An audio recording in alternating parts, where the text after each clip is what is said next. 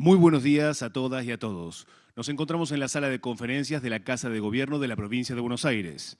Se encuentran presentes el señor Ministro de Gobierno, Carlos Bianco, el señor Ministro de Salud, Nicolás Kreplak, y el señor Director General de Cultura y Educación, Alberto Silioni. Para comenzar, escuchamos las palabras del señor Ministro de Gobierno, Carlos Bianco. Bueno, buenos días a todos y a todas. Gracias a los señores y señoras periodistas por participar nuevamente en la conferencia de prensa. Me acompañan hoy el Ministro de Salud, Nicolás Kreplak, y el Ministro de Educación, el Director General de Cultura y Educación de la provincia, Alberto Silioni, que van a repasar además luego sus políticas de salud y educación respectivamente, como solemos hacer todas las semanas.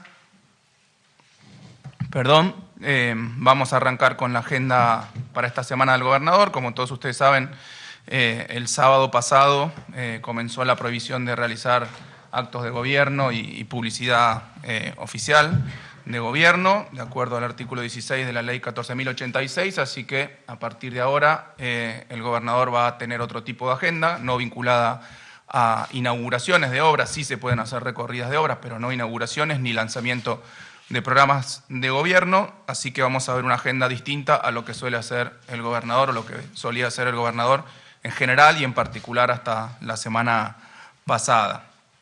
Este lunes por la tarde, acá en Casa de Gobierno, en el Salón Dorado, va a estar entregando medallas a miembros de la Policía de la Provincia de Buenos Aires. Son las condecoraciones San Miguel Arcángel, que en este caso se le van a entregar a 32 efectivos de la Policía de la Provincia de Buenos Aires, que se han destacado durante el año en procedimientos de alto riesgo o de gran importancia para el combate del delito en nuestra provincia.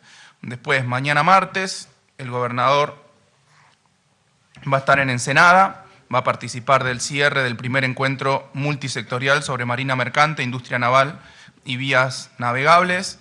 Ahí va a estar junto al secretario general del Sindicato de Dragado y Balizamiento, Juan Carlos Schmidt, y otros referentes sindicales de los sectores marítimo y naval y portuario.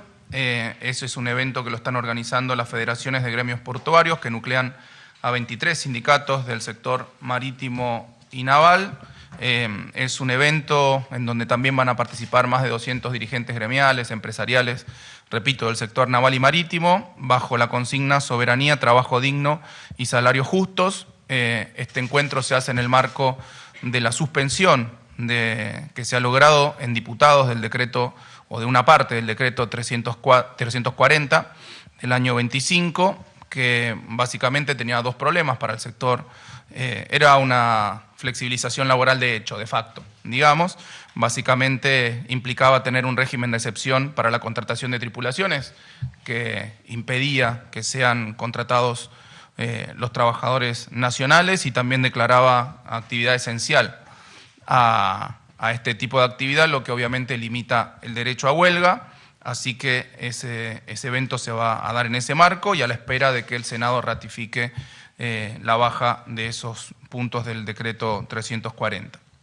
Después, el miércoles 27, en Pilar, va a estar aquí con el Ministro de Salud en un acto que va a tener como lema la fuerza de la salud, junto a trabajadores y trabajadoras del sector de salud, distintas autoridades, organizaciones y referentes del sector, que tiene como objetivo, obviamente, defender el sistema de salud público nacional y, obviamente, también el sistema de salud provincial. Después el ministro eventualmente va a dar alguna precisión adicional sobre la materia. El jueves 28 va a estar en dos distritos de la primera sección electoral, en Mercedes y en Luján. En el caso de Mercedes, va a recorrer las obras del Paseo Ribereño Mercedes en la cuenca del río Luján. Es una obra muy importante, con una inversión muy alta, de más de 6.600 millones de pesos. Es una obra que se inició en octubre del año pasado y que hoy tiene un avance físico del 91%, o sea que es una obra que se está por finalizar. Incluye construcción de una calle de pavimento adoquinado, estacionamiento, bicisenda, sendero peatonal, muelles, sectores saludables y recreativos, playón de juegos, puesta en valor de las canchas de fútbol, construcción de alcantarillas, trabajos de iluminación, forestación, parquización, señalización y cartelería. O sea, una obra muy amplia, un paseo muy hermoso que va a estar recorriendo el gobernador y luego va a dar una visita al centro de jubilados Instituto Unzué, también ahí en Mercedes, que además funciona como CAPS, como Centro de Atención Primaria de la Salud. Y de ahí se va a mover a Luján, en donde también va a estar recorriendo dos obras.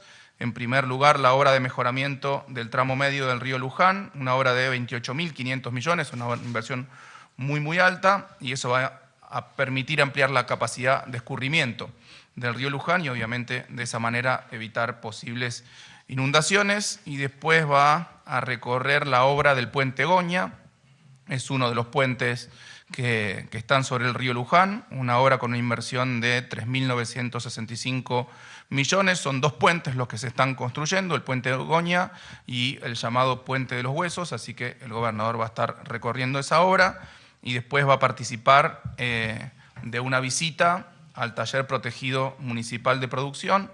Es un taller protegido en donde personas con distinto grado de discapacidad llevan adelante tareas sociales y producen y trabajan y generan valor, produciendo manteles, banderines, delantales de cocina, tienen un vivero propio en donde hacen flores, plantas, plantines de hortalizas, etcétera. Y por último, el viernes va a estar haciendo una recorrida de obras, está terminando de definir la agenda por el municipio de Almirante Brown. Eso, en principio, es la agenda de campaña, digamos, que tiene el gobernador durante esta semana. Después, en segundo lugar, quería referirme a algo de lo que, bueno, creo que todos los que están, periodistas que están acá, participaron el sábado, que fue el simulacro que se llevó adelante en toda la provincia, pero que tuvo epicentro en la sede del Correo Argentino de Monte Grande, el simulacro general de las elecciones, en donde lo que buscábamos era evaluar el funcionamiento de todas las estructuras, de todos los sistemas, de todos los recursos que están abocados a la organización, ahí están las imágenes, a la organización del proceso electoral.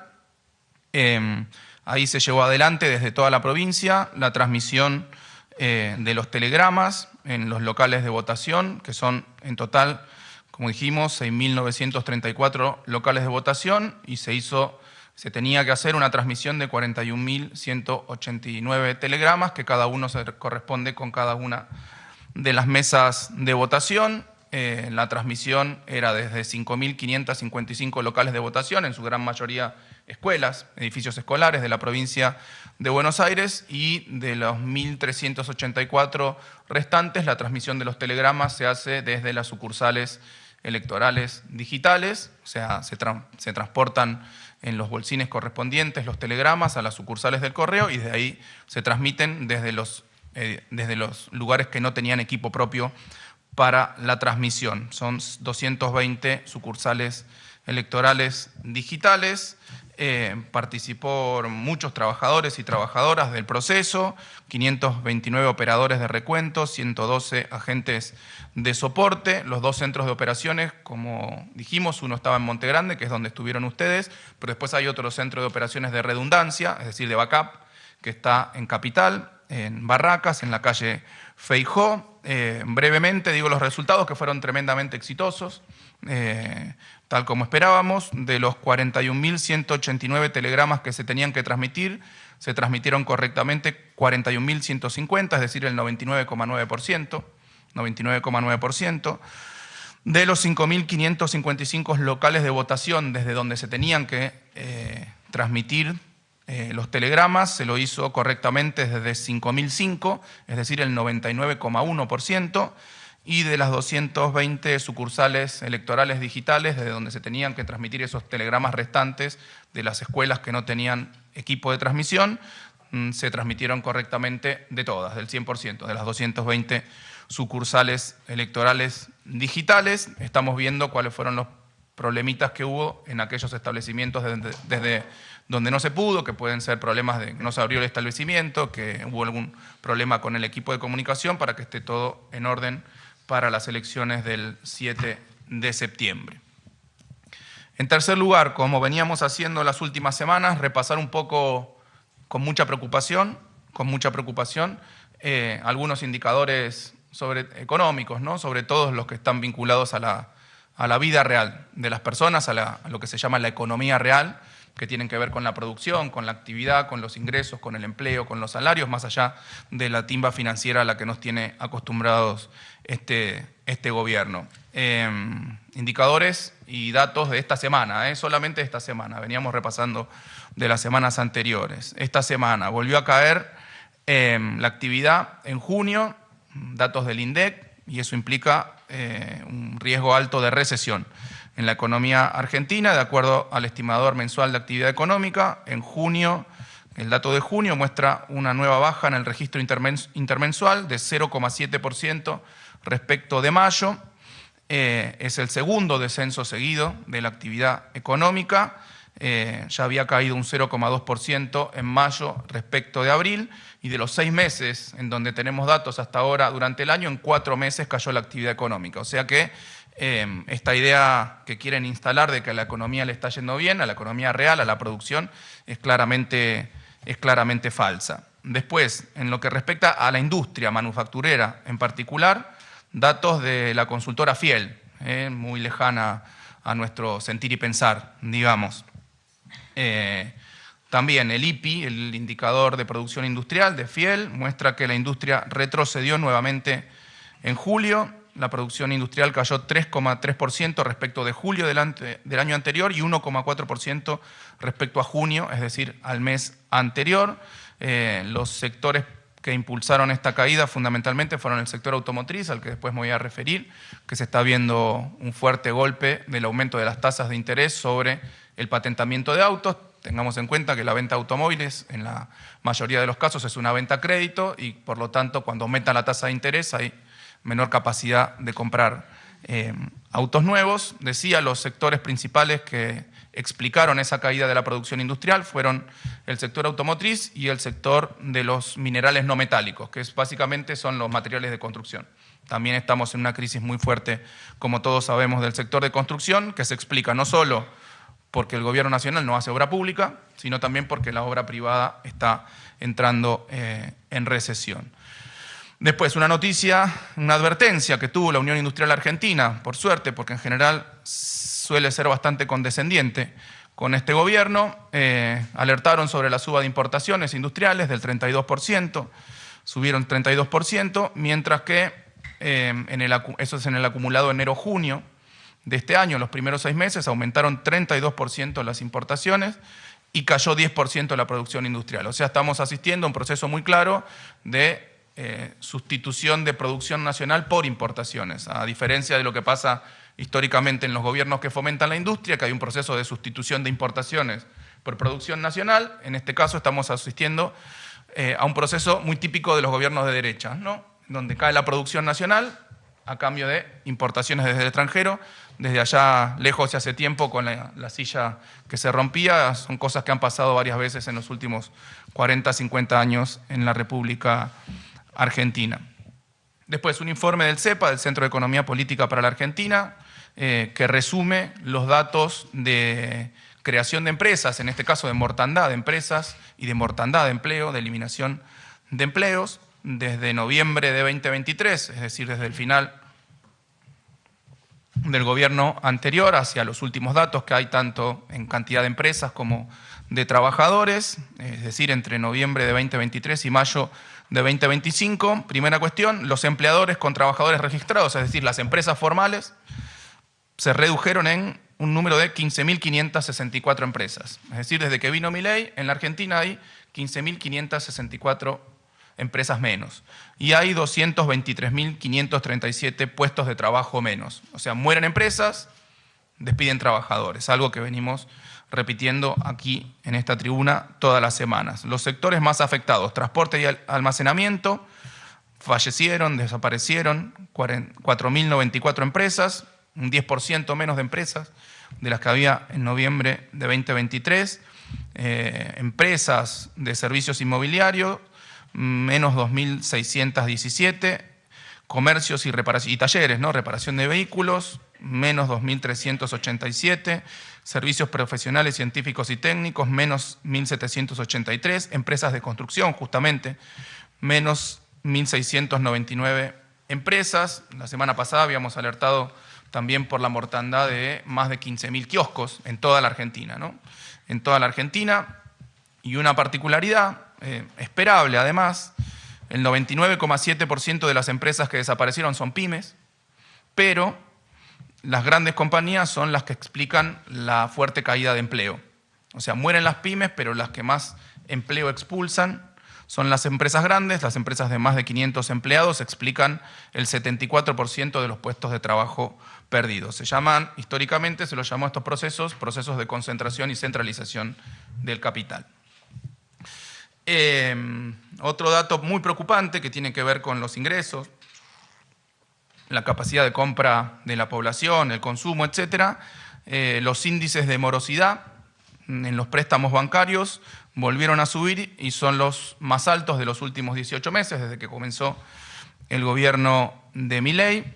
El incumplimiento global del sector privado llegó al 2,9% del total, esta es la morosidad promedio, aumentó del 2,9%, en mayo era del 2,6% y hace un año era del 1,8%.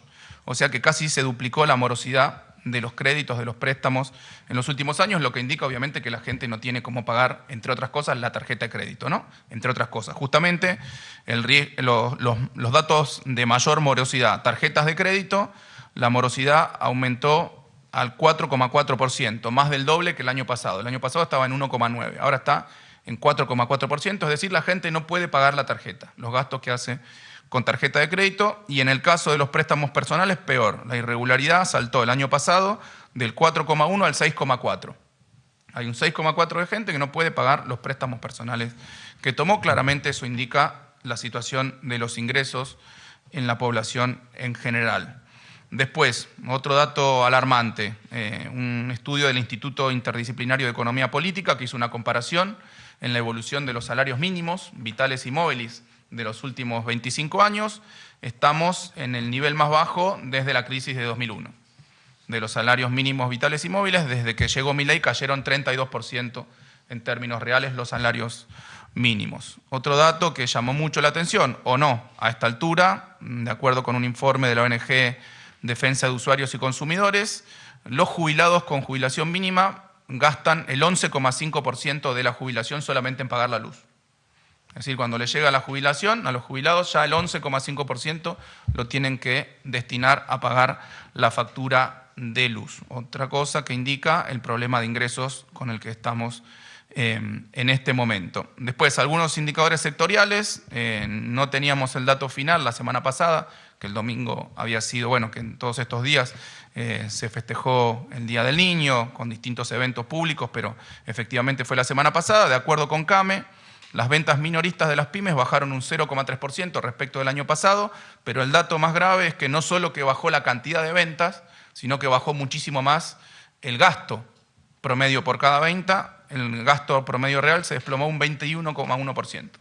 O sea, se compraron menos juguetes y regalos para los pibes, pero además se gastó menos, se compró más barato, digamos, de nuevo, por la falta de recursos, de ingresos en la población. Y lo que decía, los aumentos de tasa de interés ya están impactando muy fuerte en el sector automotriz. En agosto están cayendo 10% las ventas respecto del mes anterior. Este mes, de acuerdo a las estimaciones, van a cerrar en 56.000 unidades y en julio habían sido 63.000. O sea que un impacto muy fuerte sobre la industria automotriz. Por último, como venimos haciendo, todas las semanas nos enteramos de alguna empresa que cierra, que despide trabajadores. Esta semana, o varias, ¿no? Pero esta semana hemos tenido la noticia de, también en Mar del Plata, algo que se viene repitiendo muy seguido. El sector productivo marplatense está muy golpeado. Habría que preguntarle al intendente por qué se alineó a un gobierno cuyas políticas están destrozando el aparato productivo de Mar del Plata. El frigorífico Ostramar, en este caso un frigorífico histórico de procesamiento de pescado, anunció el cierre. Esto implica 50 trabajadores que están con riesgo, bueno, con pérdida de su fuente laboral. Ya venía el frigorífico hace 3 meses sin actividad y con retrasos en los pagos de salario, pero ahora ya se anunció formalmente el cierre de ese frigorífico.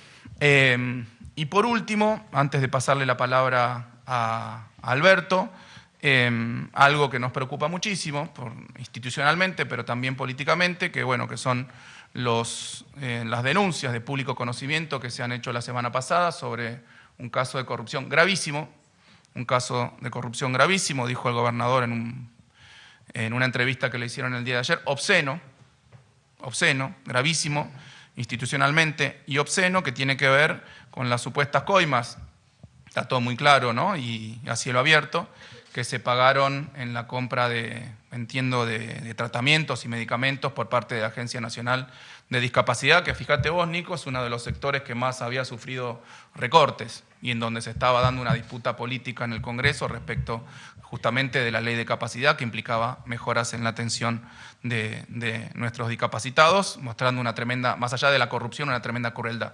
justamente con el sector. Se han conocido audios del ahora exdirector de la Agencia Nacional de Discapacidad, el señor Españolo, que fue removido, pero que se escucharon, Diego Españolo, que se escucharon sus audios diciendo cómo se repartían las coimas que se cobraban en distintas compras de la Agencia de Discapacidad, inclusive diciendo a quién le iban, que 3% le iba a la Secretaría General de la Presidencia, 1% para el que llevaba adelante la operación, 4% flotante, bueno, a cielo abierto, explicando cómo se cobraban y cómo se compartían, cómo se repartían esas coimas. Luego de esos audios hubo allanamientos por parte de la justicia, se han encontrado a empresarios o representantes de empresas con sobres de dinero, con instrucciones de dónde entregarlos. Justamente también a Diego Españolo se lo encontró con una máquina de contar dinero, como todos deben tener en su casa, ¿no? Una máquina para contar dinero. ¿Quién no tiene una máquina de contar dinero en su casa, no? Pobre tipo, ¿no? Pero bueno, eso, queríamos expresar nuestro repudio, nuestra preocupación institucional por el tema y esperamos que la justicia actúe rápidamente. Quiero agregar, no es el primer caso de corrupción de este gobierno y probablemente no sea ni el último. Estamos probablemente ante uno de los gobiernos o el gobierno más corrupto de la historia y además a cielo abierto, ¿no? Sin ningún cuidado lo hacen, ¿no? Totalmente a cielo abierto, lo muestran por la tele. Repaso brevemente algunos casos. La criptoestafa que llevó adelante el presidente con la memecoin Libra. Las COI en mayo de este año también saltaron denuncias de coimas en el PAMI, en la compra de insumos. También este año, en julio de 2025, se conocieron contratos del Banco Nación a una empresa de la familia Menem, que antes había sido contratada también para otro contrato para brindar servicios al Hospital Favaloro. En julio también el ingreso de valijas sin ningún tipo de control en un avión privado perteneciente a un empresario cercano al gobierno y con vínculos con las Fuerzas del Cielo, con la agrupación CEPAC de los Estados Unidos. También se conocieron este mes coimas en ANSES en el Chaco. Le cobraban coimas a los médicos para seguir pasándoles tratamientos. Otras denuncias previas, las históricas ventas de candidaturas por parte de La Libertad Avanza, la coima que se le pidió al orfebre Juan Carlos Pallarols para que supuestamente Karina Milei le pidió para que se junte con el presidente, la diputada cordobesa de La Libertad Avanza, María Celeste Ponce, el año pasado, denunciada en el juzgado número 10 de Córdoba, que le exigía el 70% del contrato a sus asesores. La detención del senador Cuader en Paraguay, luego de haberle dado el voto en varias leyes al gobierno nacional, apareció con $200.000 cruzando ilegalmente la frontera del Paraguay. La iglesia de cuya inauguración participó el presidente Milei en el Chaco, llamada Portal del Cielo, en donde el pastor de esa iglesia dijo que por milagro se habían transformado en una caja de seguridad 100.000 pesos a $100.000, los peces y los panes, ¿no? Pero ahora los pesos en dólares, ¿no? Así que, gravísimo, no es la primera, pero esta me parece que es mucho más grave porque vincula muy, muy directamente a la Secretaría General de la Presidencia, al presidente Milei, que supuestamente estaba avisado de toda esta operatoria por el abogado y amigo personal del presidente Diego Españolo. Probablemente empezó la descomposición. Muchas gracias. Te paso la palabra a Alberto, que va a hablar sobre las políticas de educación de nuestro gobierno provincial. Yo después voy a complementar con el programa Puentes, cuando termine él, y después le pasaremos la palabra al ministro Kreplé. Bueno, buen día a todos, a todas. Pido una disculpa anticipada porque me tengo que ir después. Queda nuestro subsecretario Pablo Urquiza, la directora de comunicación. Vamos a inaugurar un espacio y un curso de inteligencia artificial en San Martín. Siguiendo un poco lo que decía Carly, ¿no? ¿Qué cosas no hace el gobierno nacional que queda tan expuesto en educación y en otras áreas? Nico en salud dirá algo parecido, pero en educación es muy impactante, son muy impactantes los números de lo que ha decidido abandonar el gobierno nacional. El 50% ha reducido el 50% del presupuesto educativo, lo tienen ustedes allí. Los salarios universitarios, que son, por supuesto, una discusión constante. Después Carly dirá lo que estamos haciendo en la provincia con el programa Puentes que él conduce. Las becas Progresar. Las becas Progresar tenían 1.800.000 beneficiarios, tienen 500.000 beneficiarios menos y fundamentalmente se ha reducido el 40% su valor. La infraestructura es claramente uno de los temas que más se notan, siempre los ladrillos se notan mucho. En la provincia de Buenos Aires hay 1.000 obras paralizadas por el gobierno nacional, 80 de las cuales son escuelas. La formación docente no se ve con claridad, pero la formación docente prácticamente ha desaparecido. Quiero decir que todos estos rubros no han desaparecido en el gobierno de la provincia de Buenos Aires, o sea que en algún sentido es falaz aquella conclusión del adelgazamiento del Estado. Adelgaza el Estado Nacional, pero tienen que hacerse cargo de aquellas competencias que tenía el Estado Nacional, los estados provinciales y muchas veces los estados municipales. La educación técnica, prácticamente el Fondo de Educación Técnica, que era una ley que había salido en el 2006, una ley que fue promulgada con Néstor Kirchner, y el Fondo para la Educación Técnica proveía a las escuelas técnicas de un equipamiento muy, muy importante para que la formación de los chicos no fuera tan distinta al mercado de trabajo. Eso prácticamente se ha reducido y ha eliminado, como ustedes saben, el Fondo de Incentivo Docente. El Fondo de Incentivo Docente se pagaba por cargo.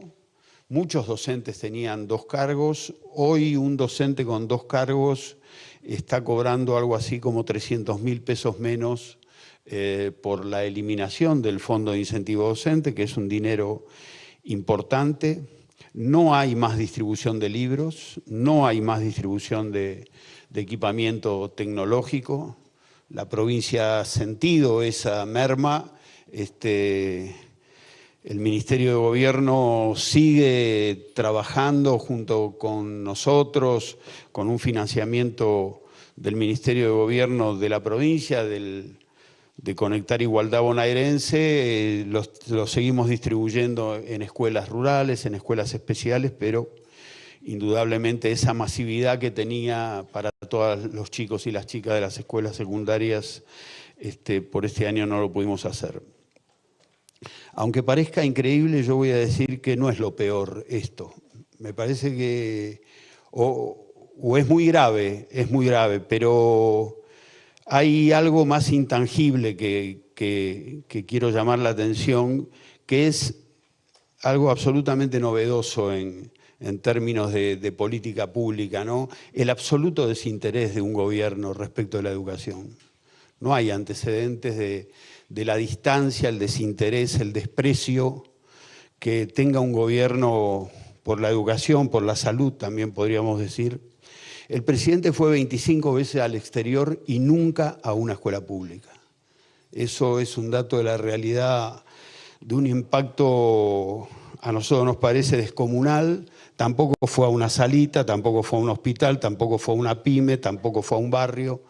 Se sacó el otro día una foto en... 4 minutos. Sí, 4 minutos, bueno. Entonces ahí hay una cosa muy grave.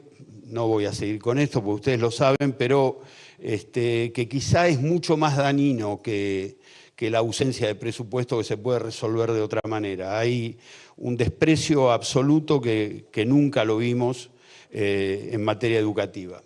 La provincia obviamente no solo resiste, sino que hace políticas públicas activas. Podemos ver la otra. Creo que se nota mucho ya a esta altura la infraestructura que la provincia propone en materia educativa, en materia de salud, en materia de obras públicas, pero solo para compartir con ustedes, para no aburrirlos. Quizá el número de abajo es bien significativo. El otro día en Almirante Brown inauguramos la escuela, el edificio número 285 de la gestión de nuestro gobernador. A esto hay que añadirle, porque no están incluidas 1.300 aulas, 1.300 aulas más. 1.300 aulas en algún sentido equivalen a otras 200 escuelas promedio. Si ustedes ven allí, no los quiero aburrir con estas nóminas, pero esas son las escuelas que hemos inaugurado en el último mes, digamos. Tenemos 70 escuelas en construcción, 15 de las cuales pueden ser inauguradas dentro de este mismo año. Y después esto, por supuesto, se lo dejamos, pero si ven, allí hay 6 o 7 asteriscos que indican que no solo, por ejemplo, la segunda, el Jardín Maternal 1 de Chacabuco, no es solo un edificio nuevo, sino que es una institución nueva. No solo tenemos 285 nuevos edificios, sino alrededor de 300 instituciones nuevas, muchas de las cuales funcionan en edificios que ya venían funcionando.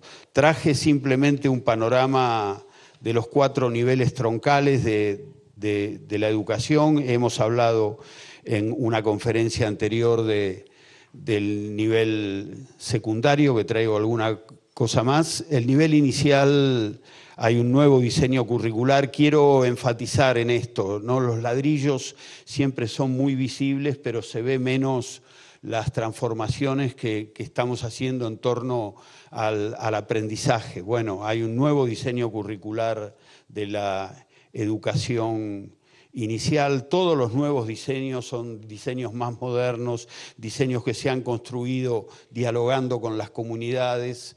Hay 116 jardines de infantes nuevos. Como ustedes ven, de los 116, de las 200, no los quiero aburrir con cifras, de las 285 escuelas nuevas, 116 son jardines y en términos de jardines, 79 son creaciones, son nuevos jardines que es muy impactante ver en los lugares donde inauguramos nuevos jardines. Yo diría, simplemente para compartir con ustedes, estamos inaugurando jardines y escuelas secundarias. Escuelas primarias ya hay satisfechas. Algún día podríamos, en una conferencia de prensa, compartir con ustedes el severo descenso de la natalidad que se está observando en todo el país y en nuestra provincia, que hace que en 100 distritos prácticamente tengamos todos los chicos hasta de 3 años adentro de la escuela, y cada vez más estamos incorporando jardines maternales, no solo porque estamos construyendo jardines, sino por este descenso de la natalidad que decía antes, ¿no? Bueno, en nivel inicial también habría que decir el proyecto de ley para hacer obligatoria la sala de 3 años, que esperamos podamos sacarlo este año. En el nivel primario es muy impactante la cantidad de nuevos estudiantes que tienen más horas de clase, ¿no? En la provincia de Buenos Aires había un 20 y pico % de estudiantes que tenían más de 4 horas de clase. Con la gestión del gobernador Kicillof hay 70% de estudiantes que tienen más de 4 horas de clase, muchos de ellos 5 horas de clase y muchos otros tienen jornada completa de 8 horas de clase.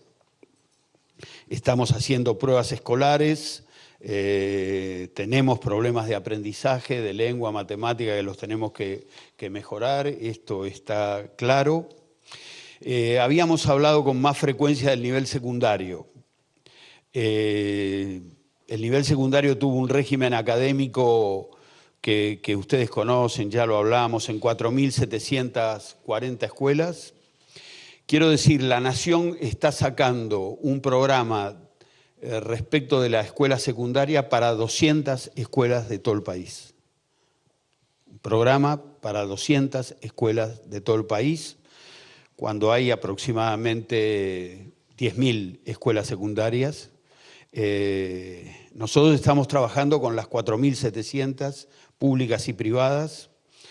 Ya habíamos hablado de ese punto 2, los concursos para cargos directivos, que eso lo estamos haciendo. Habíamos hablado del punto 4 de la concentración horaria, que estamos trabajando en 2 regiones educativas, que son 10 distritos, pero les habíamos dicho que también dentro de la transformación de la escuela secundaria estaba incluido la discusión de los nuevos contenidos, de los nuevos diseños curriculares. Bueno, en algún sentido la noticia es que a principios de septiembre empezamos a rodar en toda la provincia discutiendo los nuevos diseños curriculares, como lo hacemos siempre con las escuelas.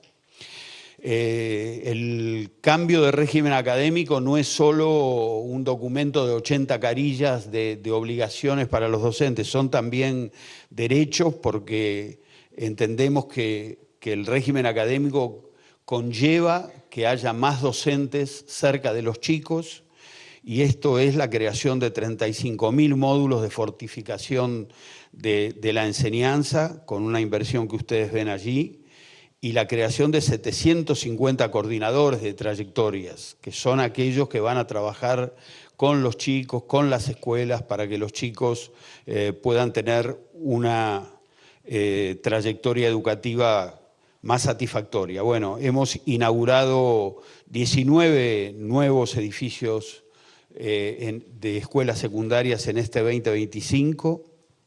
Un aspecto de la educación secundaria es la educación secundaria técnica, que a veces está escondida dentro de la magnitud de las otras escuelas. Son 276 instituciones. Quiero traer un poco la información de que la escuela secundaria técnica, que es una escuela más ardua, es una escuela más cara para las familias, es una escuela más difícil para los chicos porque están todos los días adentro de la escuela. Bueno, esa escuela está creciendo mucho, constantemente. Como ustedes ven, casi 200.000 estudiantes, 20.000 egresados. La matrícula en los últimos años creció el 35% en la provincia de Buenos Aires, siendo, insisto, una escuela más compleja para los chicos y las familias, y una gran noticia que dentro de este crecimiento se nota con mucha claridad el crecimiento de las mujeres dentro de las escuelas técnicas. Y no solo en lo que llamamos especialidades blandas, que pueden ser economía, que puede ser computación, sino en esas especialidades más duras. Es muy impactante ver a las pibas bonaerenses haciendo mezclas en maestro mayor de obra, que de paso vamos a cambiar el título porque ya no pone justicia. Vamos a empezar a tener maestras mayores de obras, chicas con overol azul abajo de los automotores. Digo, eso no es una nota de color, es mucho más que eso, es paridad de género, y nos da mucha alegría. 2 cuestiones que, entre tantas, ¿no? Pero hace pocos días, el 8 de agosto, con el gobernador hemos inaugurado en Mar Chiquita la primera escuela orientada en pesca y acuicultura de la provincia de Buenos Aires. Y hace pocos días, también con el gobernador en Florencio Varela, hemos hecho un convenio con la Universidad Nacional Arturo Jaureche para generar la primera escuela con orientación técnica y agraria a la vez en la provincia de Buenos Aires. Esto creo que es único en el país. En la educación superior también la actualización del nuevo régimen académico. Vamos a evaluar cada uno de los institutos superiores de formación docente. Bueno, un panorama general de la provincia de Buenos Aires en materia educativa. 2 o 3 cosas de cierre. Digo, el sistema educativo de la provincia está de pie. Lo primero que voy a decir es que es un sistema, como dice nuestro gobernador, que puede reconocer las deudas. Tiene que haber más clases todos los días. Tenemos que mejorar en los aprendizajes de los estudiantes y estamos trabajando mucho con esto, pero junto con esto algunas cuestiones que hablan de la potencia del sistema educativo bonaerense. Ustedes saben, el más grande de América junto con el de San Pablo. Y 4 o 5 viñetas con las cuales termino. En una inauguración, el otro día una directora decía, todas las directoras en las inauguraciones o directores hablan de sueños cumplidos, las comunidades esperan nuevos edificios hace 20 años, hace 15 años. Alguna directora decía, no son edificios, son espacios para que los sueños de los alumnos se hagan realidad. Con mucha frecuencia las nuevas escuelas son sitios mucho más dignos que las propias casas de los pibes. El otro día el gobernador me hacía un comentario.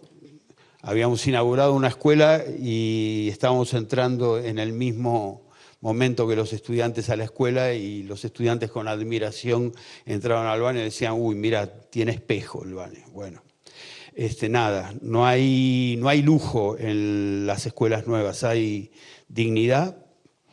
En la escuela bonaerense estudia Ian Moche, ¿no? En nuestro sistema educativo estudia Ian Moche y una gran cantidad de pibes y pibas, niños, niñas que tienen autismo o personas en situación de discapacidad.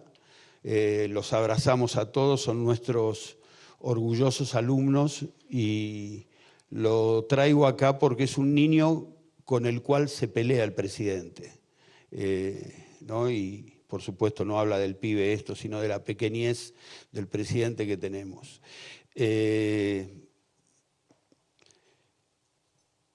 Tenemos una línea de auxilio a la educación privada también. Hay muchas escuelas privadas que están con dificultades. El otro día tuvimos una reunión con la Cámara de Escuelas Privadas que se dedican a la discapacidad y están en una situación al borde del cierre, o sea que estamos trabajando mucho con nuevas subvenciones, porque creemos también que esa discusión no es una discusión en la provincia de Buenos Aires. El sistema educativo es un sistema que tiene escuela pública y escuela de gestión privada, y todas merecen nuestra atención. Reabrimos casi 40 jardines cerrados en la gestión 2015-2019. Construimos escuelas, discutimos los aprendizajes. En las escuelas trabajamos con el mapa bicontinental y con la soberanía, y nada, todos los 2 de agosto recordamos en las escuelas bonaerenses a Sandra y Rubén. Y también con mucho impacto, no solo emocional, sino educativo, en todas las escuelas estamos incorporando una placa que recuerda la distancia entre cada una de las instituciones en los 12.000 edificios escolares con Malvinas, que no marca justamente la lejanía, sino todo lo contrario, lo cerca que estamos de las islas. Bueno, muchas gracias. Gracias, Alberto. Yo solamente hay una presentación. De manera muy breve voy a completar el panorama educativo con lo que está haciendo la provincia respecto de la educación superior universitaria. En primer lugar, mostrar lo que no hace el gobierno nacional, o mejor dicho, lo que ha hecho perversamente todo este tiempo respecto de las universidades nacionales. Ahí tenemos 4 números. El primero son las transferencias a las universidades nacionales desde que empezó el gobierno de Milei. En términos reales, hoy las universidades tienen un cuarto menos de su presupuesto, un 25% menos de su presupuesto, que en general la única forma de sostenerse las universidades en funcionamiento es de traer este presupuesto, gracias Alberto, es de traer este presupuesto no de las actividades pedagógicas del dictado de clases, sino de otras actividades, por ejemplo, la ciencia y la tecnología que se desarrolla en las universidades. Doy un caso muy claro, porque lo conozco, porque soy docente universitario de la Universidad de Quilmes, y me lo comentaba el otro día el rector con mucha preocupación. En general, cuando se le reduce el presupuesto universitario en las universidades, donde más se siente, donde más se resiente la actividad es en la ciencia, en los desarrollos científicos, en los experimentos que se hacen. ¿Qué tienen que hacer? Porque es lo que hicieron en la Universidad de Quilmes y lo que se está haciendo en otras universidades. Hay experimentos, hay cultivos que quizás llevan 10, 12 años hasta tener un resultado final y requieren permanentemente del uso de insumos, de reactivos, etc. Como no hay recursos para comprar esos insumos, esos reactivos, compraron helio, congelaron los experimentos a la espera de que vuelva el presupuesto. Pero es todo un tiempo que se pierde, un tiempo muy valioso que se pierde de investigación científica. Pero además hay otra cosa, esos docentes, investigadores que llevan adelante el experimento se quedan sin una de sus tareas, porque son docentes, yo también, ahora soy con dedicación simple, o sea que solo doy clases, pero también era docente investigador, tienen que hacer actividades de docencia y además de investigación en cada una de las disciplinas. O sea, los transforman en gente que una de sus dos disciplinas, una de sus dos actividades no la pueden llevar adelante porque no tienen recursos. Lo que además perjudica su propio desarrollo científico profesional, porque la carrera de investigación implica que uno periódicamente es una de las más auditadas y evaluadas, tiene que presentar artículos científicos con referato en revistas, libros, etcétera. Como no pueden continuar con los experimentos, no pueden publicar artículos científicos y por lo tanto después las evaluaciones le dan negativo. O sea, ese es el grado de complejidad que implica la reducción de un 25% de las transferencias a las universidades. Después, el número de al lado. Esto es todo lo que ha invertido, entre comillas, el gobierno nacional en obras de infraestructura en universidades. Desde que llegó, 4 millones de pesos. 4 millones de pesos. Antes se invertía 23.000 millones. En 2023 se invirtieron 23.000 millones de pesos. Ahí no dice 4.000 millones, dice 4 millones de pesos. Eso es todo lo que invirtió en infraestructura en las universidades el gobierno nacional. Después, en ese mismo sentido, se estaban construyendo hasta 2023, en todas las universidades nacionales, 119 obras de infraestructura, laboratorios, ampliaciones de aulas, etcétera, todas paralizadas por el gobierno nacional. 38 de esas obras son en la provincia de Buenos Aires, después me voy a referir a esas obras.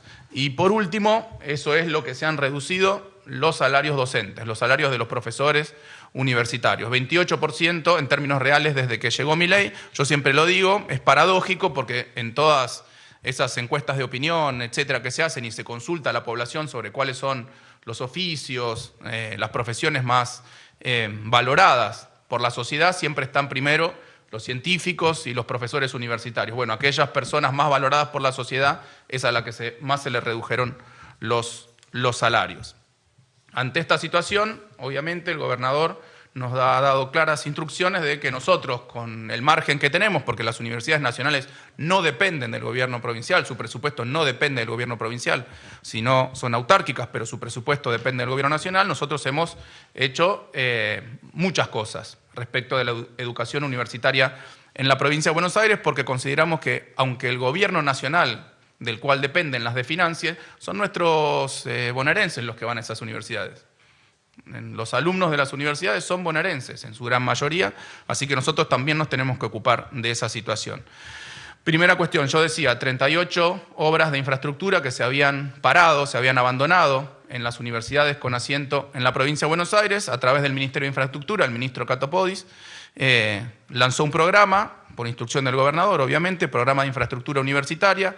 En la primera etapa de esas 38 obras tomamos 21 obras en 20 universidades nacionales con una inversión de casi 27.000 millones de pesos y un beneficio a 50.000 estudiantes universitarios que van a poder, son obras de, repito, de ampliación, de mejores aulas, de laboratorios, etcétera, que las estamos llevando adelante nosotros. De nuevo, el gobierno abandona, nosotros en la medida de lo posible retomamos y continuamos la faena porque son para las universidades que tienen asiento en nuestra provincia, en donde estudian nuestros estudiantes, en donde dan clases nuestros docentes que son mayoritariamente bonaerenses.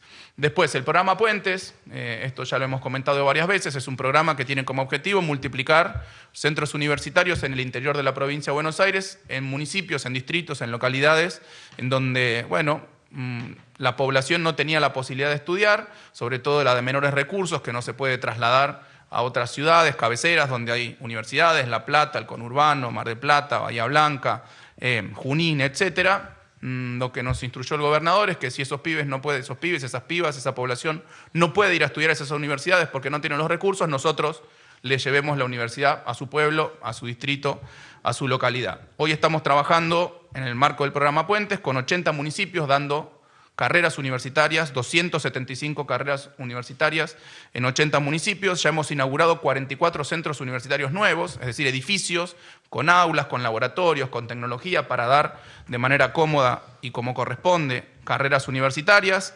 Hemos dado también subsidios a universidades para completar laboratorios, para comprar equipamiento. Son 14 subsidios de 90 millones de pesos que hemos entregado. Hoy tenemos más de 11.000 estudiantes en el marco de las carreras y los centros universitarios del programa Puente. Ya tenemos más de 1.200 egresados. Es una inversión total equivalente a precios actuales de 22.000 millones de pesos.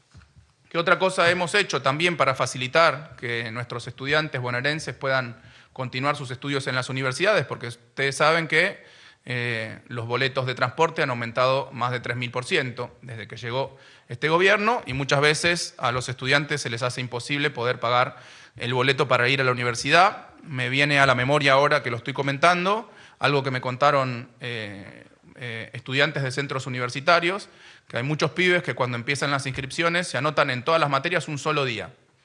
Están, por ejemplo, desde las 8 de la mañana hasta las 11 de la noche cursando, se anotan en un solo día para tener que solamente pagar un boleto de ida y un boleto de vuelta y el resto de los días no van a la universidad para no tener que pagar boleto. Obviamente esa no es la mejor forma, como todos ustedes saben, de estudiar una carrera universitaria, pero lo hacen porque no les queda otra opción. Muchas veces me decían que ni siquiera se podían comprar un sándwich durante todo el día.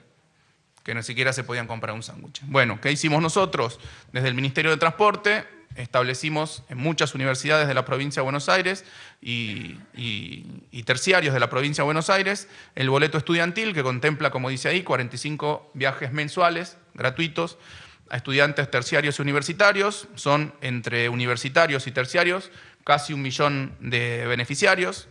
La inversión del año pasado total, el subsidio, digamos, al transporte total fue de 38.000 millones de pesos y este año, en los primeros 7 meses, en realidad entre marzo y julio que empezaron las clases, es de casi 37.000 millones de pesos de subsidios al transporte. Y por último, justamente, respecto de lo que decía hace un rato, para facilitarle un poco también la economía a nuestros estudiantes, establecimos la cuenta DNI en las universidades, en los distintos comercios, centros de estudiantes, buffets que hay en las universidades. Estamos trabajando ya con la cuenta DNI del Banco Provincia, obviamente, en 19 universidades, con descuentos del 40% para comprar los apuntes, para comprar la comida durante el día. Ahí están los montos de los descuentos que hemos logrado hasta el momento. Es decir, ante la ausencia absoluta, total, ante la deserción, como dice el gobernador del Estado Nacional, también de las universidades nacionales, la provincia de Buenos Aires, a pesar de los recortes, de esos 12 billones de pesos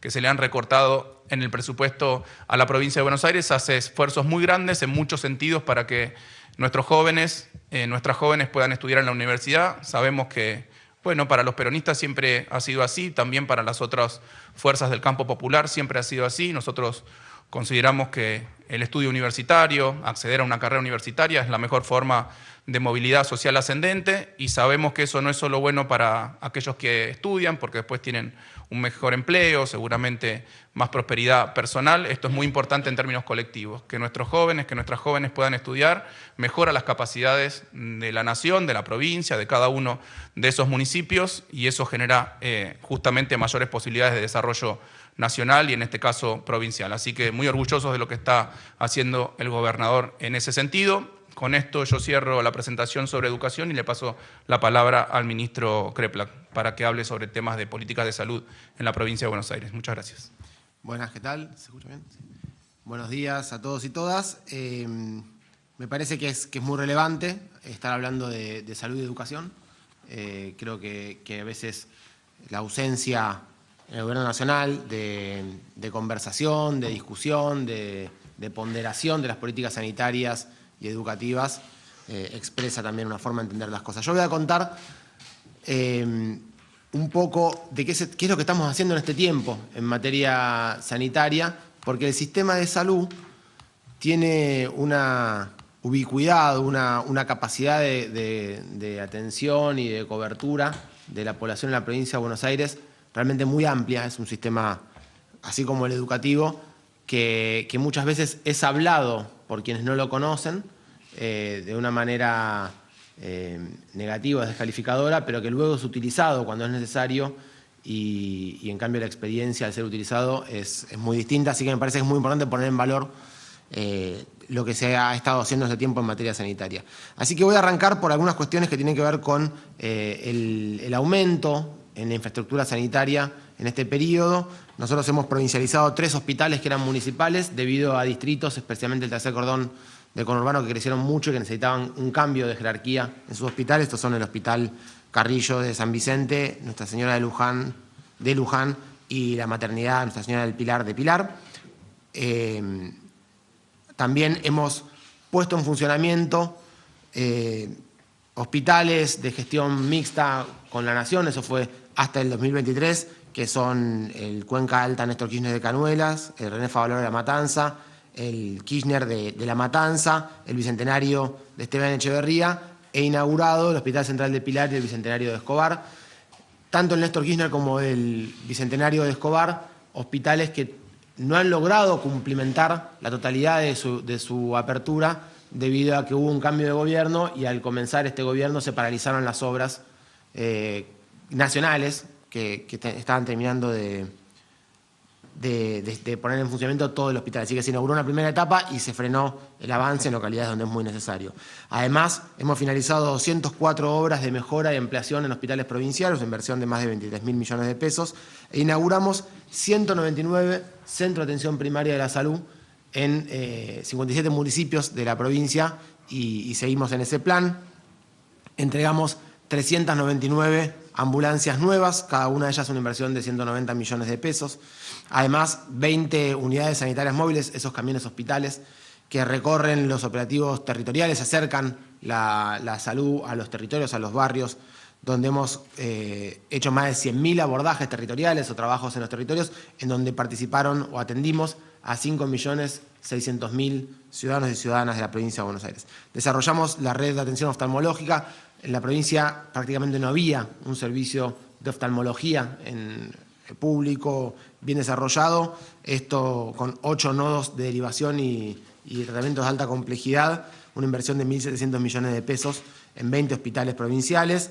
Fortalecimos la red de diagnóstico por imágenes, que ustedes saben que en salud son los equipamientos más costosos a los que se puede llegar. Incorporamos 18 tomógrafos nuevos, 7 resonadores, 5 angiógrafos, 12 mamógrafos y 198 ecógrafos. Esto en algunos casos es ampliación de servicios nuevos, en otros casos es reemplazo de equipamiento obsoleto de años anteriores.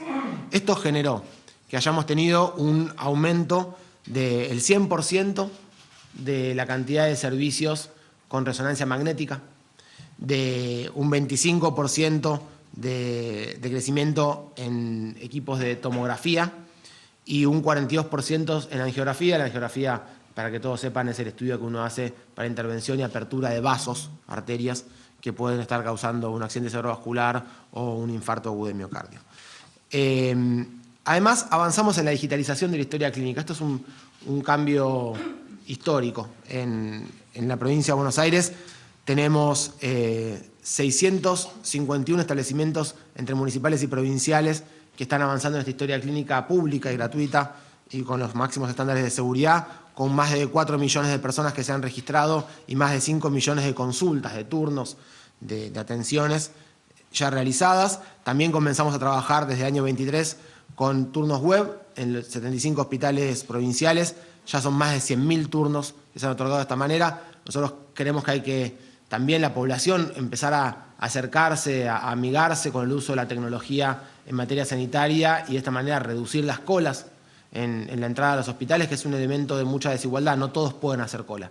Nosotros queremos acercar herramientas digitales que nos permitan reducir muchísimo la dificultad de acceso a estas cosas. Así que 100.000 turnos ya tenemos, pero sí hay más disponibles y hay que ir trabajando con la comunidad de esta manera. Tenemos la receta electrónica bonaerense, también una herramienta pública y de calidad que nos permite tener de forma segura una receta, esto es gratuito.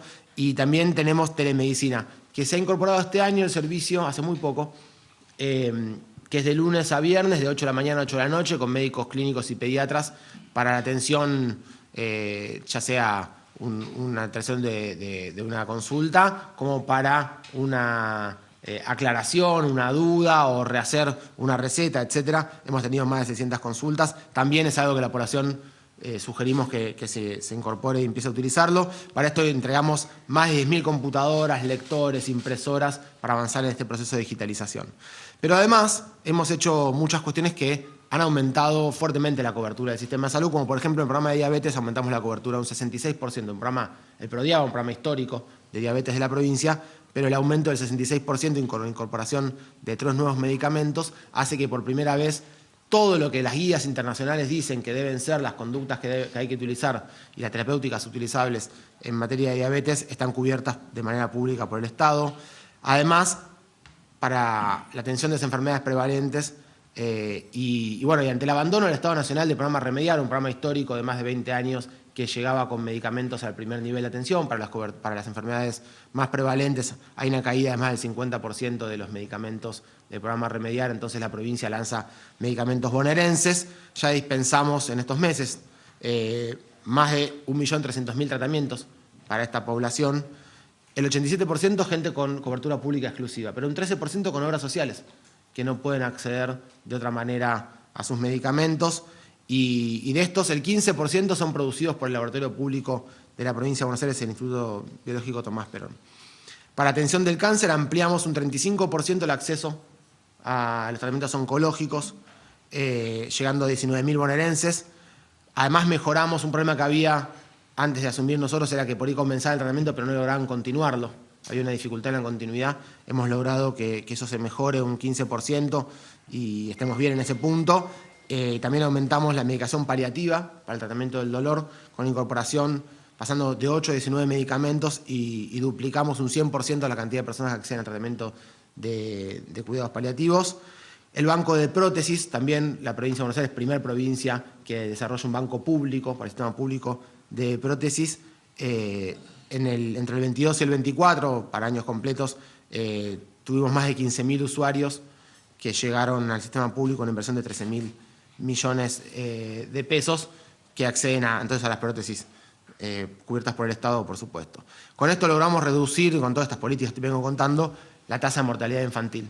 El último año cerrado que tenemos es el 23, todavía falta información más actualizada para poder cerrar el 24, pero hay que decir que estamos en el piso histórico, eso es lo que suele suceder, pero hemos un poco más que duplicado la velocidad de descenso de la mortalidad infantil. Ahora es del 7,5 fallecidos por cada 1.000 nacidos vivos, en el récord histórico. También, luego de la sanción de la ley de interrupción voluntaria del embarazo, hubo que desarrollar la red pública de atención del embarazo. Son más de 600 equipos distribuidos en 133 municipios de la provincia de Buenos Aires y con esto se redujo la principal causa de mortalidad materna, que era el aborto de riesgo, se redujo en un 90% con las políticas establecidas. El programa Cunita bonaerense es un programa que ustedes conocen que mejora la atención de los embarazos y que llega con un kit necesario para el bebé recién nacido, pero sobre todo fortalece la política de cuidado. Con eso hemos logrado que el 44%, una reducción del 44% de los embarazos que llegaban a término sin consultas previas, sin haber hecho los controles previos del embarazo. Esta política ha mejorado entonces un 44% en este sentido. Han sido más de 50.000 los kits entregados. Y yo les decía, el Instituto Biológico Tomás Perón está siendo uno de los que provee medicamentos gratuitos para la población, ha incrementado su capacidad productiva en un 350%, aún sin tener la ley que estamos trabajando para poder conseguir de la empresa pública de medicamentos. Con lo que tenemos, hicimos un crecimiento de 3,5 veces su capacidad productiva. En materia de salud mental, un emergente que todos saben que es importantísimo, eso es en todo el mundo, pero si uno camina por los territorios y habla en cualquier territorio, escuela, barrio, centro de salud, guardia, sabe que es uno de los problemas más acuciantes en el sistema de salud en todo el país. Hemos desarrollado nuevos 22 centros comunitarios de salud mental y consumos problemáticos, que se suma a los 200 que tenemos. Ampliamos un 68,9 la cantidad de camas en hospitales generales para atención de urgencias y para internación, y aumentamos el personal específico un 37,5%, incorporamos 2.400 profesionales para trabajar en salud mental, y logramos también, cumplimentando la ley de salud mental, cerrar definitivamente 19 de los 35 pabellones de larga estadía. Ustedes saben, hay hospitales neuropsiquiátricos donde hay población que vive hasta 30, 40 años en estos lugares. Hemos logrado cerrar 19 de estos 35 lugares y reconvertidos en polos educativos, en polos culturales para la comunidad. Se externaron el 65% de las personas que estaban en estos hospitales de larga estadía, que viven en 187 casas en la comunidad asistidas por el equipo de salud. No han sido abandonadas, sino que están en casas donde el equipo de salud los cuida, pero no están internados en un hospital, sino que pueden vivir en su comunidad y tener una vida con libertad. Son más de 500 personas. Aumentamos un 1.300% la cobertura de medicamentos, psicofármacos para esta población. Y con el programa de la salud mental es Entre Todos y Todas, un programa en articulación con el ministro Sileoni, que es un programa que surge para trabajar salud mental en las escuelas. Ya realizamos más de 5.000 talleres en 2.438 escuelas secundarias, con la participación de 300.000 estudiantes en este proceso de trabajar en la prevención y en el cuidado de la salud mental. Respecto de la fuerza laboral, tema que ha sido también muy de la agenda en los últimos meses debido a problemáticas surgidas a partir de los exámenes de residencia a nivel nacional. Nosotros en la provincia hemos cambiado el reglamento de residentes, reduciendo la jornada laboral para que no haya guardias de 24 horas, sino de 12 horas, y hemos aumentado la forma de cobertura en algunos lugares. Le hemos dado derechos laborales, como por ejemplo el aporte para el IPS para tener jubilación y sin pérdida de salario de bolsillo, y desarrollado políticas específicas porque esto por ahí es conocido por todos, hay una crisis de profesionales, especialmente médicos, de ciertas especialidades generales como la pediatría, la clínica, la neonatología. Eso se ve en todo el país. Nosotros desarrollamos políticas específicas para eso, que incluyen plus salarial, trabajo articulado con las universidades para que la carrera de especialista esté incorporada, becas de investigación, pase a la planta permanente, etcétera. Y con eso, y un aumento además en el sueldo de las personas, de los médicos y médicas o trabajadores de la salud con residencia completa. Tienen un 40% más de salario que el que no la hizo, también un plus para estimular esta forma de capacitación que es la mejor. Y un programa de preresidencias, que es una incorporación precoz para garantizar la residencia. Con esto hemos logrado un aumento, esto no se veía desde el año 2009, un aumento de la cobertura de las residencias. En el resto del país están cayendo los cargos de residencia que se cumplen, que se cumplimentan, que se ocupan, y nosotros hemos logrado un aumento del 19,2%, llegando al 81% de las vacantes totales, con un aumento sostenido de las estratégicas como neonatología, pediatría, algunas de ellas como psiquiatría infanto-juvenil, con una cobertura del 100% de los cargos ofertados cuando estaban en una crisis unos años anteriores. Además hemos pasado trabajadores 9.880 a la planta del Ministerio, incorporando 3.164 residentes que terminan su residencia e incorporan a la planta. Bueno, de esta manera hemos mejorado mucho la oferta de trabajadores y de médicos especializados en todo el territorio de la provincia de Buenos Aires, y de paso anunciamos que debido a los acuerdos paritarios estos últimos días entre el gobierno y los distintos sindicatos, para octubre, un ingresante de una residencia como por ejemplo pediatría, clínica médica, las acciones estratégicas y más necesarias en nuestra provincia, va a estar cobrando 1.458.500 pesos en la provincia de Buenos Aires, un residente que ingresa para estos cargos, ¿no? Esto había sido discutido porque en el Garrahan estaban ganando 790.000 pesos estos mismos profesionales. Y de paso cuento del IOMA, y lo voy a contar así. Ustedes saben que el IOMA se financia por el aporte de los trabajadores y trabajadoras. Hemos tenido, desde que comenzamos la gestión hasta ahora, un incremento del 2,6% de la planta de las personas que aportan el IOMA, son 2.127.000.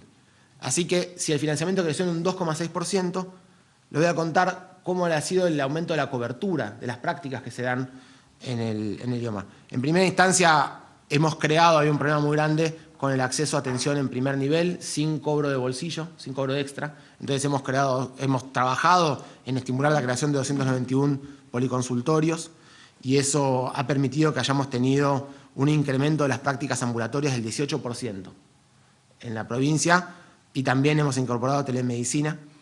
Se han incrementado desde el 19 hasta ahora la entrega de prótesis en un 200,2%, de audífonos un 34%, de lentes un 30%, de sillas de ruedas un 28%, de elementos ortopédicos un 13%. En recursos humanos aumentaron un 70% la cantidad de médicos y médicas, que además ganan un 25% más en salario real las prácticas en el IOMA que cuando empezaron. Respecto al MEPES, que es el Plan de Medicamentos Especiales y de Alto Costo, se incrementó un 39,3%. Y esto lo digo comparado con la cantidad de trabajadores que se han incorporado. Por ejemplo, en estudios de imágenes creció un 63,3%, que es casi un 90% en resonancias. Y lo digo porque también habla de un más eficiente manejo de los recursos. Hemos logrado un aumento muy significativo en la cantidad de prácticas, consultas, estudios, medicamentos de alto costo, sin un incremento tan significativo de los recursos, que eso me parece muy importante. En este tiempo, el PAMI redujo su cobertura del 100% y eso ha generado una caída de las dispensas de medicamentos para la población de PAMI del 26%, es decir, 1 de cada 4 adultos mayores que compraban un medicamento hasta el 23 o que retiraban un medicamento hasta el 23 de la farmacia, al haberle sacado la cobertura, han caído, 1 de cada 4 ya no lo está comprando más. El IOMA sostuvo su cobertura, saben que hay medicamentos que están cubiertos al 100%, algunos que están cubiertos entre el 50 y el 70% en el IOMA. Creo que todos saben, pero por las dudas aclaro, la mayor parte de las obras sociales y prepagas cubren un 40% estos medicamentos, el IOMA cubre entre un 50 y un 70%, depende del tipo de medicamentos, y el resultado es que hayamos tenido un aumento de la cobertura de estos medicamentos del 13% en este periodo, reemplazando el IOMA también lo que el PAMI y otras obras sociales no están cubriendo. Así que, pensando, esto es el crecimiento general del sistema de salud, específicamente abocado a lo que ha sucedido con el Estado Nacional. El Estado Nacional ha abandonado muchísimas cosas, probablemente innumerables y por estar demasiado tiempo hablando. Especialmente hay algunos programas que el Estado Nacional está obligado a hacer porque hay leyes nacionales que lo obligan a generar ciertas cosas. Entonces yo me voy a dedicar, creo que solo a eso, para no hablar de todas las demás que son decisiones políticas que este gobierno ha cerrado todo. Lo que no tenga una ley que lo obliga, lo ha cerrado. Absolutamente todo. Desde investigación, todo lo que estaba que no era obligatorio lo ha cerrado. Lo que es obligatorio, también, pero por la vía de ineficiencia, por la vía del no cumplimiento, por dificultades en las contrataciones. Por ejemplo, ustedes saben que las personas trasplantadas necesitan toda su vida seguir con medicamentos para sostener el trasplante viable en su cuerpo. Eso lo debe cubrir el INCUCAI, como ha tenido enormes dificultades para poder realizar sus compras. Supongamos que fue un problema técnico, si no es una forma de ajuste encubierto. La provincia tuvo que gastar 5.300 millones de pesos en medicamentos desde el CUCAIBA para sostener a esta población. Porque cuando de nación no pueden hacer algo o no lo hacen, la provincia tiene que hacerse cargo porque el paciente lo tenemos nosotros. Entonces tenemos que hacernos cargo de eso.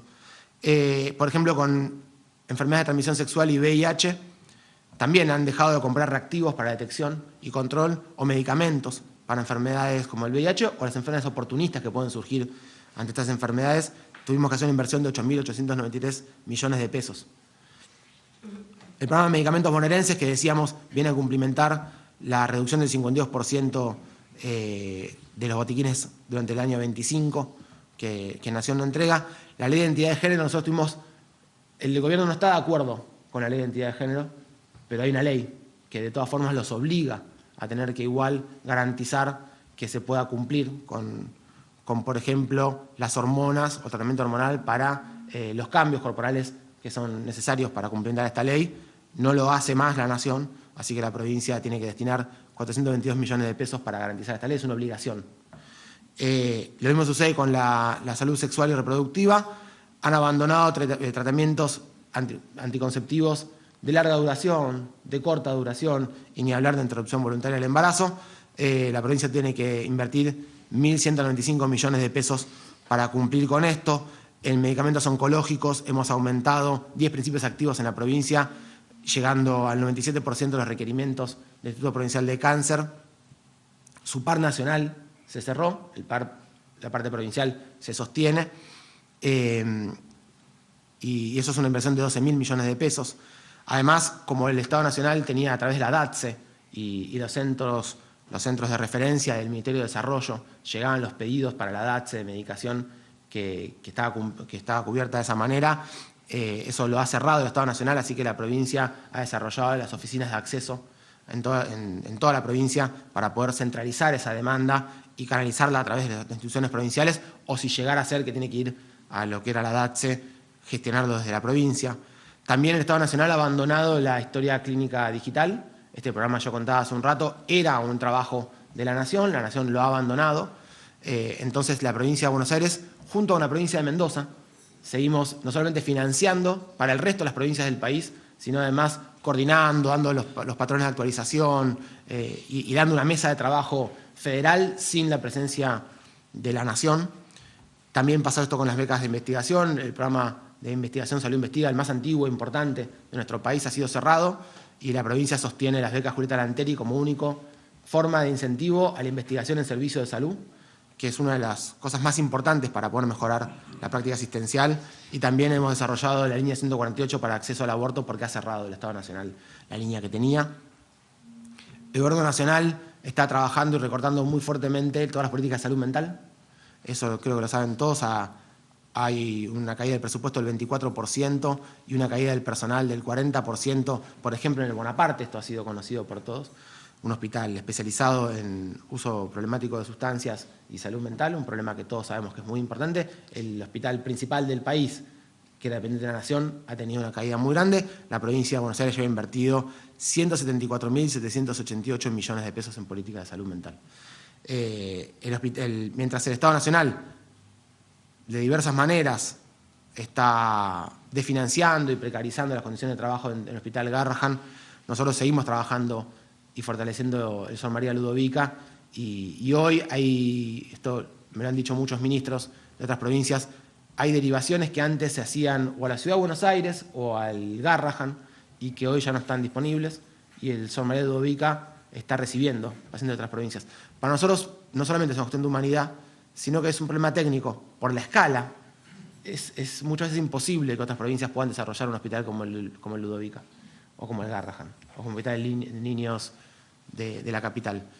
Entonces es imposible que tengan esos especialistas con esa capacidad. Ahora, un niño que nace en una provincia del interior con menos población y sin esa capacidad técnica igual tiene derecho. Esto también ha sido discutido hace poco por algún senador o del oficialismo blue, pero que decían no hay un derecho a atenderse en el Garrahan. Nosotros creemos que sí.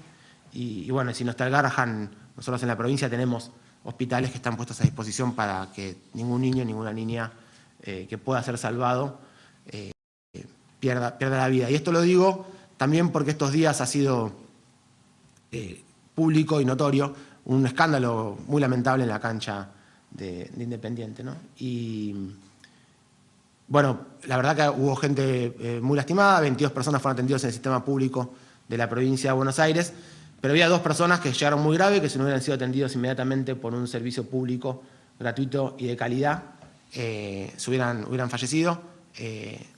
Han sido atendidos todos, 2 de ellos han sido operados por neurocirugía de guardia, que estaban presentes en el hospital, y que atendieron y le salvaron la vida a esta población. Ayer se extubó al último de los pacientes, así que han avanzado, se han recuperado muy bien. Yo quiero felicitar a los trabajadores y trabajadoras de la salud, pero quiero reconocer que eso es un derecho que se financia previamente.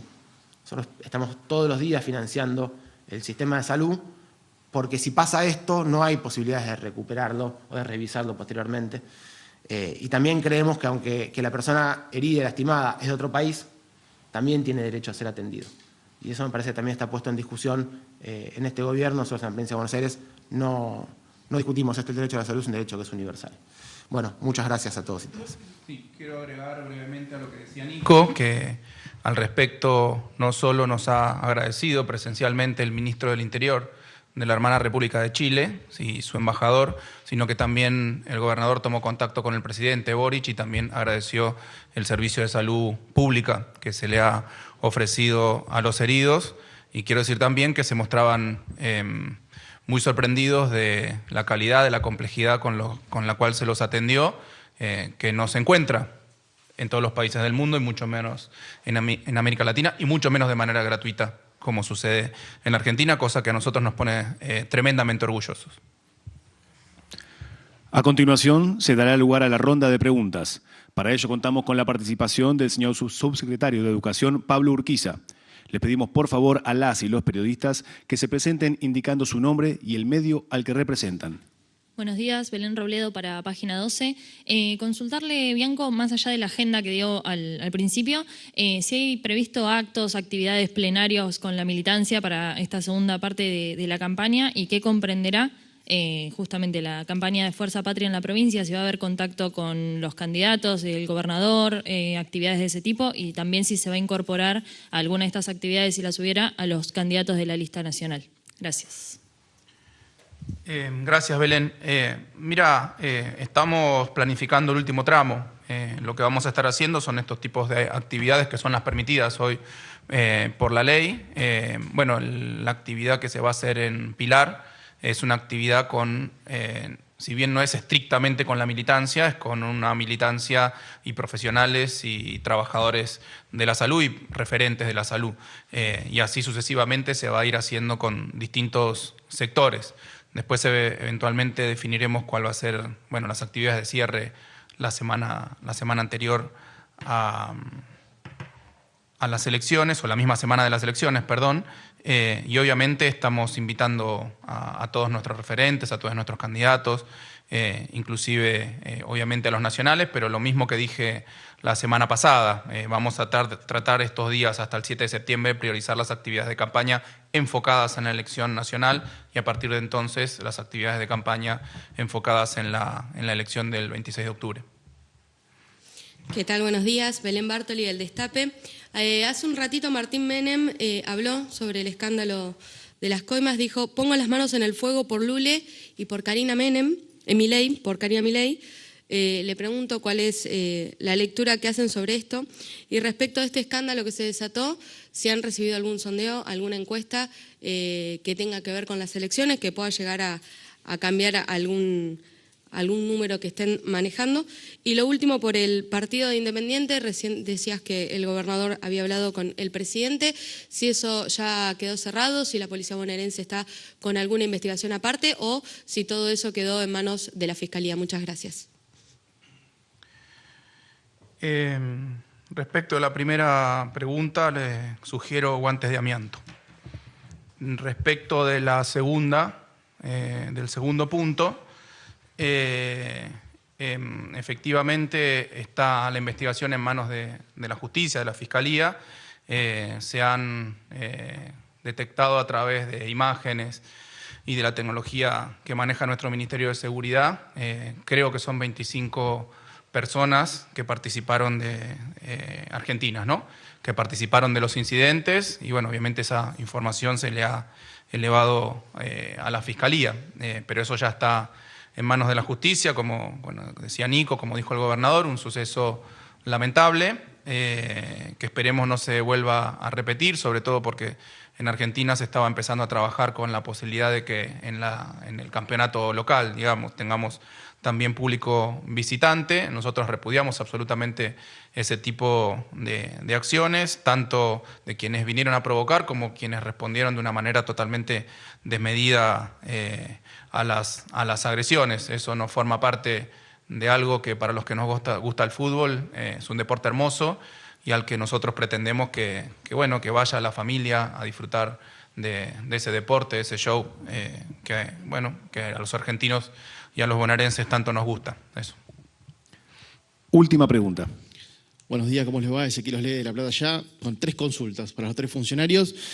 Para el funcionario del Ministerio de Educación, para Urquiza, preguntarle porque Silioni, antes de retirarse, contó que se están produciendo complicaciones o crisis en los colegios privados. Preguntarle si esto se está viendo en una mudanza, de alguna manera, valga la palabra que no es exacta, de estudiantes de escuelas privadas a escuelas públicas, si se está viendo este cambio en relación a la crisis y obviamente a los valores de las cuotas de las escuelas privadas, teniendo en cuenta que en años anteriores se daba todo lo contrario, ¿no? De escuelas públicas a escuelas privadas, si se está dando este fenómeno. Al ministro Bianco preguntarle si ya están empezando a analizar en la provincia de Buenos Aires el envío del presupuesto a la legislatura, teniendo en cuenta que si el resultado de la elección es negativo para el gobierno de la provincia de Buenos Aires, en materias generales digo, puede ser que el proyecto tenga menos posibilidades que salir que lo que pasó el año pasado, donde había también más legisladores del peronismo. Preguntarle si están analizando ya el envío del presupuesto, si va a haber también un pedido de endeudamiento que tampoco salió el año pasado.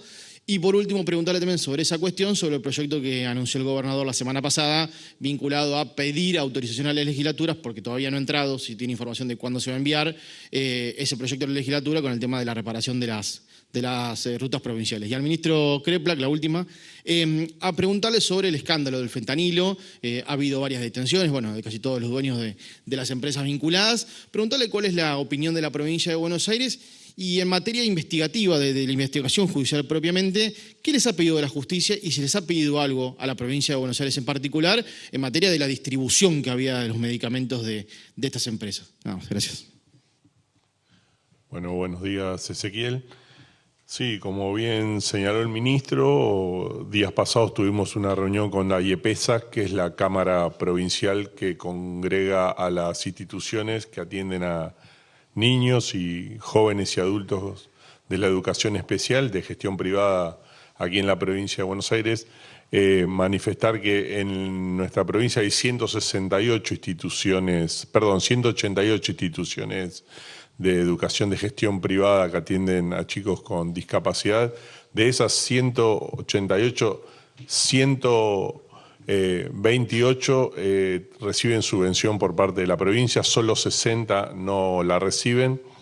La preocupación con esas instituciones es que se ven obligadas a cerrar y la matrícula de nuestras escuelas especiales está saturada. También informar que hemos creado durante la gestión del gobernador Axel Kicillof 20 nuevas instituciones de atención para chicos con discapacidad, los llamados CFI, que es el tramo que continúa a la educación de gestión privada. Estamos incrementando las subvenciones de algunos cargos en las escuelas especiales. Y con respecto a la migración, este año ha habido 17.000 casos en toda la provincia de niños que han pasado de la educación de gestión privada a la de gestión estatal. Lo que no podemos muchas veces contabilizar es los niños que se mueven dentro de la educación de gestión privada, o sea, que pasan de una escuela, de una cuota mayor a una cuota menor, pero no ha habido históricamente, no hay procesos de migración, ni aún en la crisis del 2001 hubo migración de la escuela de gestión privada a la gestión estatal, pero estamos siguiendo con mucha atención la situación de las escuelas de educación especial, porque muchas son obligadas al cierre, promovido por el descenso de los aportes de las obras sociales y, como fue dicho, la desatención por parte del gobierno nacional en relación a las pensiones. Muchas están siendo auditadas, pero con un mecanismo muy complejo para las familias porque reciben cartas, documentos en domicilios donde ustedes saben que los sectores populares tienen mucha migración, reciben notificaciones en domicilios inexistentes. Esa notificación se reitera y al no recibir una respuesta automáticamente se da de baja el beneficio de la pensión, con lo cual muchas familias se encuentran sorprendidas que de un día para otro dejan de recibir la pensión. Estamos informando en muchas escuelas de gestión estatal sobre este tema porque realmente lo estamos siguiendo con mucha preocupación. Bueno, con respecto a la situación del fentanilo, pasaron varias cosas. Lo primero fue, incluso antes de la intervención judicial, cuando desde la ANMAT se da la advertencia, la primera preocupación de todos fue que no se utilizara más de ese fentanilo, porque ustedes saben que el fentanilo es una medicación intravenosa que se utiliza como analgésico y sedador, digamos, tanto para pacientes en terapia intensiva como para situaciones quirúrgicas. Estamos hablando de una medicación que no se puede suspender. Entonces el riesgo, a partir del momento de saber que había una medicación riesgosa, era el reemplazo inmediato en todo el sistema de salud de esa medicación sin riesgo de una persona, imaginémonos, respirada, que no se le puede suspender la medicación porque su vida depende de eso. Así que eso fue la primera de las intervenciones, que fue incluso antes de la participación de la justicia.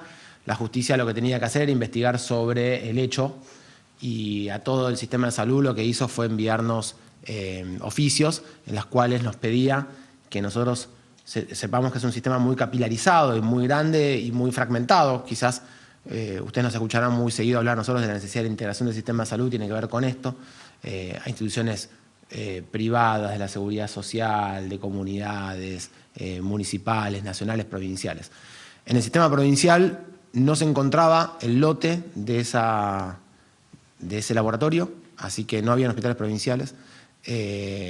Había en algunas instituciones privadas, lo que nos llega el oficio fue para remitirle el pedido. Ya había sido primero entonces suspendido su utilización, y a partir de eso lo que nos pide la justicia a todos los ministros de todas las provincias es que le podamos decir en qué lugares se había utilizado ese lote, y también cruzarlo con situaciones de rescate de estas bacterias.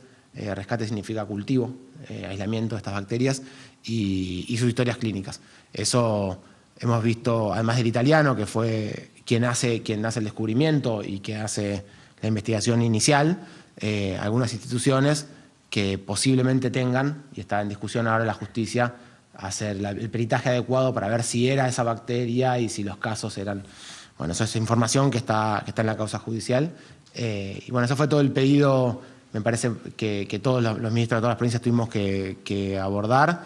Y ahora la preocupación que tenemos todos de que el sistema de regulación, que nuestro ANMAT, organismo que nosotros siempre hemos defendido y cuidado y creemos que es muy importante, tiene que haber mucha inversión en sistemas de regulación en todo el país, que siga haciendo de la mejor manera posible los controles para que no haya nunca más un episodio de medicamentos que puedan poner en riesgo a la población, porque gran parte del sistema de salud depende de la confianza de la población en los médicos y de los médicos en el ANMAT y los entes reguladores. Bien, respecto de la pregunta sobre los proyectos de ley de presupuesto, endeudamiento, obviamente estamos ya trabajando como corresponde y se va a entregar en tiempo y forma, como hemos hecho todos los años. Lo único que me permito es solicitarle obviamente a todos los sectores de la oposición que esas leyes están obviamente enviadas para que sean revisadas, complementadas, modificadas marginalmente, pero que también están enviadas para que se aprueben, porque hace 2 años que venimos trabajando con presupuesto prorrogado en la provincia de Buenos Aires. Muchas gracias. De esta manera damos por terminada la conferencia de prensa. A todas y todos, muchas gracias. Que tengan muy buenos días.